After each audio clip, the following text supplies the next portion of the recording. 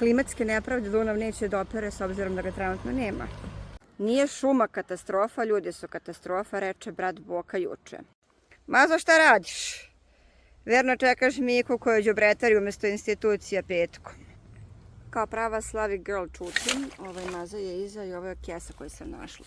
Za mjesec dana tačno je 80 godina velikih radnih akcija kada je 8000 ljudi sadilo ovu šumu. Danas nemamo ni tog jednog čoveka iz JKP Zelenilo koji će, kao što bi trebalo, petkom proći i pokupiti ovo. Ali ja se stvarno pitam kako ljudi vi generalno uživate u prirodi i sa prirodom, gledajući i sve ove klimatske nepravde, ali i prolazići pored toliko đubra koje katastrofalni ljudi stvaraju. Klimatske nepravde Dunav neće da opere, s obzirom da ga trenutno nema, a ovaj kišobran pronađen, kišu doneti neće, ali samo bih podsjetila dok snimam jednim prstićem, dok Maza ide hitro ka kućici i ja s njom, da su mi rekli pre koju godinu pa ne možemo da postavimo kantu, nema ko da prazni.